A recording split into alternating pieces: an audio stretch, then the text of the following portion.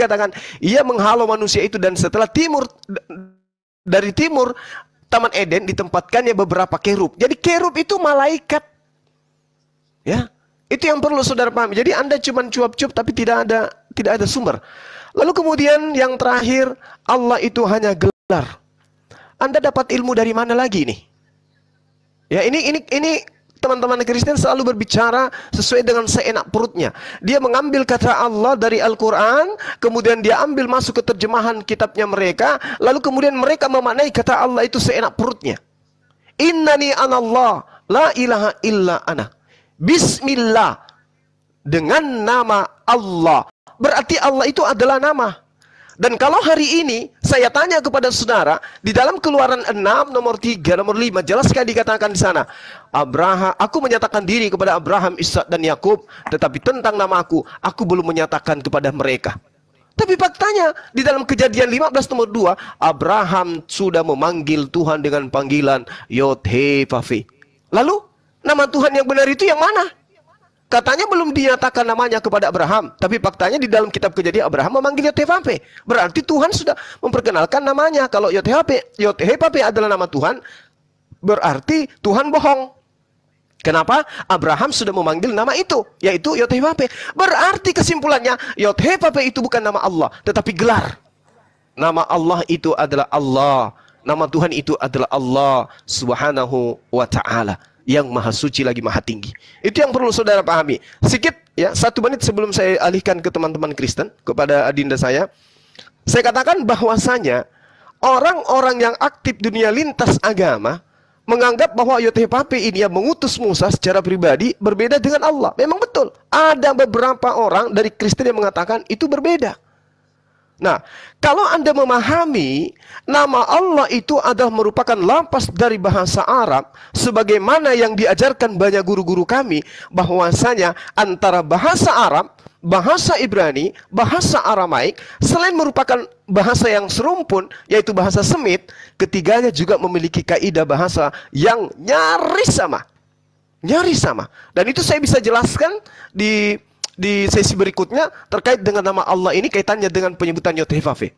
Insya Allah kita jadwalkan kemudian kalau ada yang ingin memahami. Yang pasti kemudian yang saudara-saudara harus tahu bahwasanya Abraham memanggil nama Tuhan, memanggil Tuhannya dengan sebutan Yod-He-Vav-He, berarti Yod-He-Vav-He itu bukan nama Tuhan, karena Tuhan mengatakan, aku belum menyatakan namaku kepada Abraham. Tapi dalam Kejadian, Abraham ternyata memanggil seruan Yod-He-Vav-He, berarti Yod-He-Vav-He bukan nama Tuhan. Saya kira begitu sementara, mudah-mudahan paparan singkat ini bisa dipahami dengan baik. Silakan. Ya, terima kasih Sensei. Mohon maaf teman-teman Kristen, sudah dapat poin yang dipaparkan oleh Sensei Juma? Atau harus saya ulang poinnya? Ya, saya harap ini, saya anggap berarti teman-teman Kristen sudah mengerti ya, sudah menangkap ya poin dari Sensei ya. Artinya kalau tangkapannya nanti keluar dari konteks yang dibicarakan, mungkin nanti akan saya ulang ya poin-poin tersebut. Silakan Bro Nathan ditanggapi terlebih dahulu. Ya, saya sapa dulu. Halo Pak Jaksabi. Jaksabi. Halo. Ya, selamat siang Bro. Selamat siang. Assalamualaikum. Oh, Jumatan. Oke, waalaikumsalam warahmatullahi wabarakatuh. Mohon maaf Jaksabi, ini satu slot kita sediakan untuk teman-teman Kristen ya, yang bersedia berdialog ya, karena memang kita kekurangan pasukan teman-teman Kristen yang mampu untuk memberikan counter argumen terhadap Sensei Juma. Ya. Oke, silakan Bro Nathan ditanggapi ya. Oke. Jadi kembali itu Juma Matius 23 tidak baca ayat 1. Ada apa ini? Kalau baca ayat 1 di situ dikatakan ada orang Ya, halo. Ya, silakan. Jika baca ayat 1-nya di situ ada banyak orang jika baca ayat 1-nya sebelum ayat ke-13 dan 15 ada banyak orang berkumpul. Halo? Apa suara saya kedengaran? Kedengaran, silakan lanjutkan. Halo? Silakan. Iya, jadi sekali lagi. Iya, terjeda. Wah. Ya. Ternyata lebih Sekali sulit jadi lagi. moderator ya Halo? daripada jadi narasumber. Berat Halo? sekali jadi moderator ini. Ya, silakan bro, silakan bro. Jadi sekali lagi tentang ayat Matius 23 ya, itu tidak ada nubuatan di sana. Itu memang murni di mana Yesus sedang mengajar kepada banyak orang dan dia sedang mengecam orang ahli-ahli Taurat dan ahli Farisi yang ada di sana. Di mana mereka tampilannya dia memanfaatkan keimaman mereka ketika dia berdakwah. Mereka bahkan mengambil janda-janda pekerjanya, kalau ada janda-janda molek mereka habis hajar terus, bahkan poligami. Masa itu memang sebenarnya Tuhan tidak izinkan poligami, kayak Tuhan Yesus marah kepada mereka. Dan saat itu di sini tidak kepada perorangan kepada Saulus, dan memang seandainya juga ada Saulus, tapi memang Yesus juga mengakui belum pernah bertemu Yesus sebelumnya. Dan baru saat pertama ketika Yesus menampakkan diri kepada Saulus, sebelumnya tidak pernah. Dan memang salah satunya Saulus juga seperti itu, kerjanya nggak beres, sama seperti Taurat. Mereka pemuka-pemuka agama yang berpakaian alim, yang janggutnya dipanjang-panjangin, jubahnya dipanjang-panjangin, dan itulah ulah mereka. Ya sekali lagi itu ya, bukan nubuatan, itu mengajar kepada orang yang berkumpul di situ. Ada murid-murid, ada ahli Farisi juga di sekitaran mereka itu yang pura-pura alim, itu ya. Terus tadi tentang Tuhan Negeri Mekah tidak terjawab. Tentang kerubim itu saya tadi ada kerubim itu adalah gambar malaikat yang ada di dalam tabut perjanjian ya. Nah, tabut perjanjian itu bisa di Ya, oke bro Nathan, sebelum dilanjutkan ya.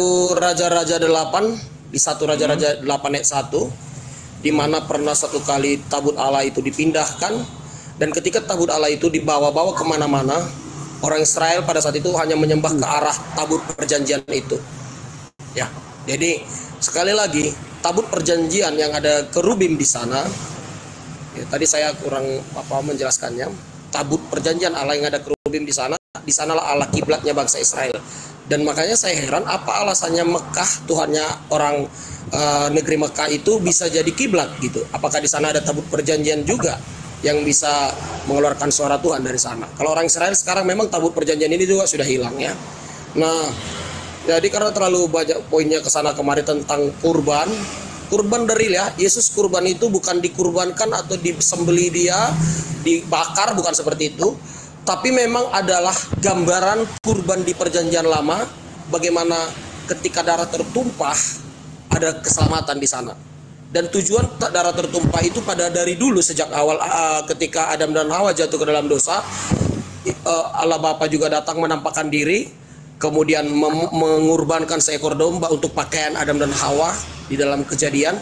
Itu lambang penyucian, lambang untuk menutupi rasa malu manusia. Harus ada kurban darah. Kurban darah itu tidak tidak harus namanya ada darah, itu adalah lambang kurban. Ketika ada orang yang berjuang buat kita seperti ibu kita sebenarnya, ketika dia sampai berdarah-darah katanya menolong kita, itu salah satu pengorbanan. Nah, klimaksnya satu pengorbanan itu ketika darah lah yang paling terakhir, atau nyawa. Itu klimaks puncak orang cinta kepada kita, cinta mati, itu darah, nyawa itu. Nah, jadi gambaran tentang kasih Allah kepada dunia, di mana Yesus mengorbankan nyawanya demi membawa berita Injil. Nah, kalau umat Islam mengatakan percaya Yesus, apa yang Anda percaya? Dalil mana yang ajaran Yesus yang Anda lakukan? Dan Anda hanya mengatakan mungkin Yesus pernah berkata bahwa Tuhan itu adalah Esa, hanya itu saja. Dan agama lain juga ngakunya itu Tuhan mereka satu. Ada banyak agama di dunia ini, Tuhan saya satu. Itu bukan jadi ukuran. Ya. Jadi saya rasa sekianlah dulu saya nanti sepertinya topik ini ya kembali kepada iman kita masing-masing. Itu intinya memahami Tuhan kita. Siapa saya sudah paparkan tadi, Tuhan negeri Mekah. Anda menjelaskan seperti itu, silahkan, itu agama Anda. Kemudian saya menjelaskan tadi tentang di surah berapa tadi, saya lupa ya, surah berapa tadi ya. Oke, ada lagi Pak Nathan? Alhamdulillah saya bisa 91, surah 27 91 ya. Di mana ketika itu dikatakan tadi, Juma mengatakan bahwasanya Muhammad yang berfirman di Quran telah diperintahkan kepadaku. Berarti Quran ini sebagian juga perkataan Muhammad, berarti dia setuju itu berarti. Jadi bukan perkataan Tuhan Allah ya. Jadi itu tadi saya nggak tahu dia mau klarifikasi apa enggak, bahwasanya ayat itu adalah perkataan Muhammad untuk beribadah kepada Tuhan yang Mekah, bukan perkataan Allah. Kemudian juga yang mengatakan surah 27 tadi yang mengatakan bahwasanya orang Sabi'in yang akan mendapat upah dari Allah mereka. Nah, yang mengatakan ini juga kalau Allah atau Muhammad. Nah, yang saya bingung kalau Quran mengatakan Quran ini 100% firman Allah. 100%. Bukan 90%, tapi 100. Nah, jadi saya pikir ini ya soal seumur hidup. Dan Muslim bisa saja mampu menjawabnya, terutama Juma kan. Nah, yang lain mungkin banyak nggak bisa menjawab. Dan Kristen juga seperti itu, pertanyaan kepada orang Kristen sering diserang dan banyak juga yang tidak bisa jawab. Baik. Dan asal jawab seperti itu. Baik. Mohon maaf ya, saya tuh menyimpulkan poin-poin yang dinarasikan oleh narasumber. Sebelum nanti ditanggapi oleh Sensei Juma, saya sapa dulu. Selamat siang, assalamualaikum. Waalaikumsalam, Tuan Guru. Dan selamat siang. Assalamualaikum warahmatullahi wabarakatuh. Masuk. Warahmatullahi wabarakatuh. Siap. Halo, bro, tanya aja ke Pak Haji. Mingguan atau Jumatan, bro? Halo, selamat siang. Oke ya, tanda-tanda yang mau ditendang lagi bokongnya. Oke, saya rangkum ya poinnya ya. Ya, dari Bro Nathan ya. Ya, poin yang pertama adalah, mohon maaf ya, saya hanya merangkum poin-poin yang disampaikan oleh narasumber. Poin pertama adalah janda-janda. Yang kedua adalah janggut dan jubah. Yang ketiga adalah satu raja-raja pasal 8 nomor 1 tabut Allah. Dan atas pertanyaan dari Sensei Juma tadi, data di mana ada kerubim di situ ada Allah. Jawaban dari Bro Nathan adalah, mohon maaf, saya belum menjelaskan lebih lanjut tadi dan saya revisi. Poin yang keempat adalah Yesus bukan korban sesembelihan atau bakaran, tetapi Yesus mengorbankan dirinya atau dalam tanda kurung pengorbanan. Poin kelima adalah klimaks cinta. Poin keenam adalah keimanan kembali ke masing-masing. Poin ketujuh adalah Quran ini sebagian perkataan Muhammad. Poin ke-8 adalah saya nggak tahu dia mau klarifikasi atau enggak. Poin ke-9 adalah saya bingung Quran ini 100% dan soal seumur hidup. Silahkan Sensei Juma barangkali, atau saya monitor dulu kepada Unirifa di layar atau tidak? Halo? Ya, langsung saja kepada Sensei Juma. Silakan Sensei. Oke, baik. Saya ambil dari belakang ya. Jadi Al-Quran itu kemudian diterangkan di dalam surah Al-Baqarah. Bismillahirrahmanirrahim. Kul man kana aduwwan li Jibril fa innahu nazzalu ala qalbika biiznillah. Jadi Rasulullah Muhammad sallallahu alaihi wasallam itu membacakan ayat suci Al-Quran, di mana ayat suci Al-Quran itu 100% berasal dari Allah yang disampaikan melalui perantaraan Roh Kudus. Qul nazzalahu ruhul kudus min rabbika bil haqq. Katakanlah wahai Muhammad, Roh Kudus yang menurunkan Al-Quran dari Tuhanmu dengan kebenaran. Jadi Al-Quran itu diwahyukan oleh Allah melalui Roh Kudus kepada satu oknum.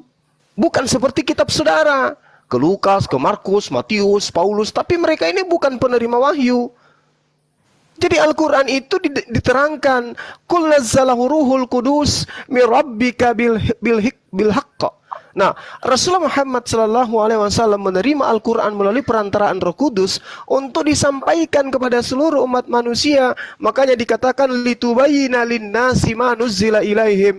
Engkau menjelaskan apa yang Tuhan turunkan, wahyukan kepada manusia agar mereka berfikir wala'allahum yatafakkarun.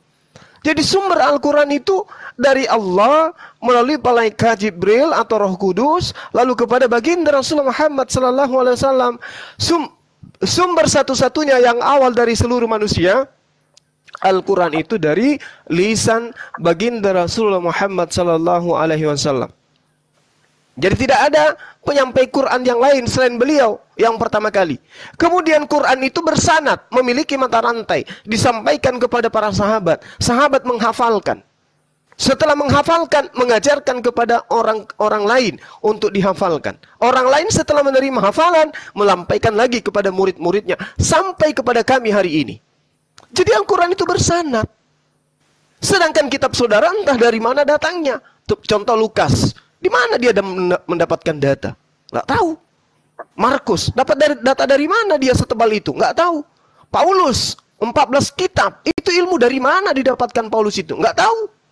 Tetapi Paulus mengakui dalam 2 Korintus 11 nomor 17, aku berkata bukan atas firman Tuhan, tetapi sebagai orang bodoh yang ingin bermegah. Nah, kemudian saudara tidak menyikapi apa yang saya terangkan lebih awal. Hanya membahas janda, membahas poligami. Bung, kalau poligami itu selalu menjadi konsentrasi Anda dan dianggap bahwa poligami itu adalah perbuatan laknat, maka Anda mulai sekarang Anda harus meninggalkan Yesus. Kenapa?